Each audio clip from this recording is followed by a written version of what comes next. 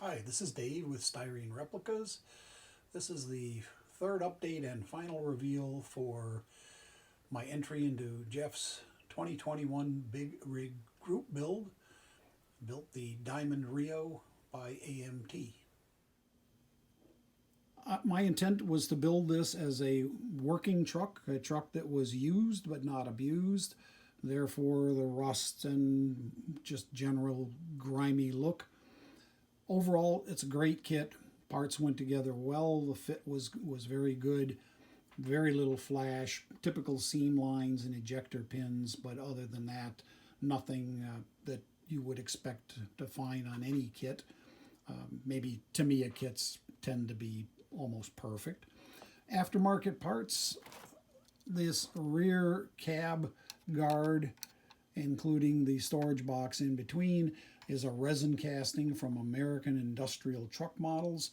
The air hoses, electric lines, the glad hands are also from American industrial truck.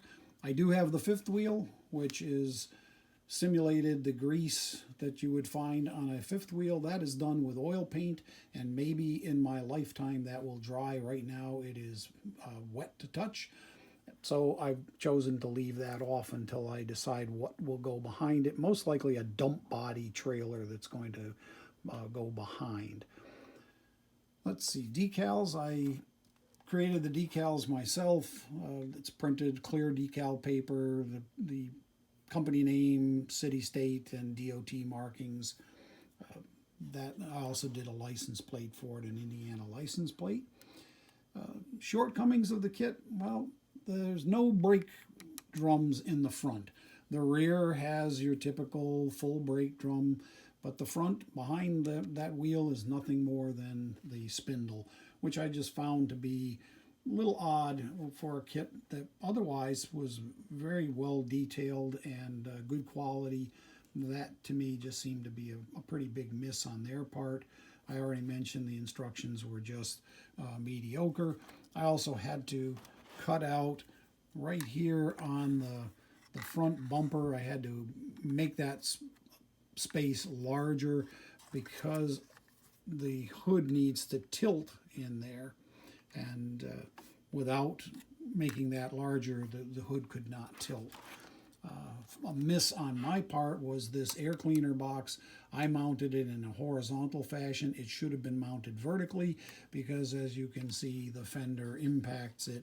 You can get around it gingerly, and the slideshow at the end of this will have close-ups of the motor and so on, so that you'll be able to see that. Battery box. There were covers. I chose to leave it off on this side, and I added the wires. The other side has the cover. I had intended to have it angled up as if it were open, but if the body impacts it, and so that prevents doing that. Paint is craft acrylic paint, light buttermilk on top, sea glass for the green. All of the weathering is done with craft acrylic paint, various colors of brown and orange, terracotta, that type of thing. Might even have been some black thrown in there. The overall model was given a wash, a clay wash. That happens to be from Flory models, but you can get it clay washes from lots of different places. Wash it on, let it dry, and then wipe off what you want. But it does give an overall dusty, dirty appearance. All of the chrome parts I dechromed. I used purple power, and once they were dechromed, I resprayed them with All-Clad, which is a lacquer. Excuse me. But various types of All-Clad to give different appearance, as if some were done with Dura aluminum, some with polished aluminum, and so on. Some chrome parts were redone using Molotow chrome. I paint that on. I actually bought a Molotow refill, and I just paint it with a small paintbrush or whatever size brush I feel is necessary. For me, that works a lot better than trying to use the Molotow pen.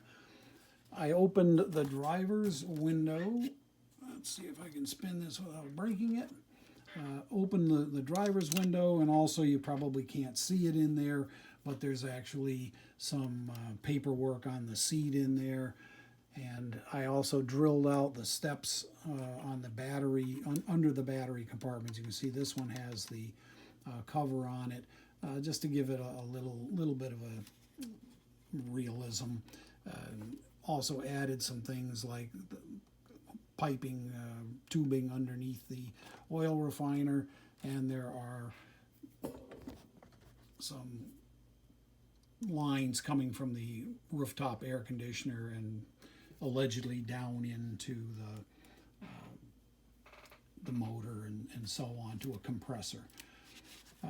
I'm going to add a slideshow at the end of this to show the close-ups, and I appreciate Jeff holding this. I enjoyed the build. I enjoyed seeing other people's big rigs, and look forward to doing it again next year if Jeff decides to host this again. So thank you for watching, and enjoy the slideshow.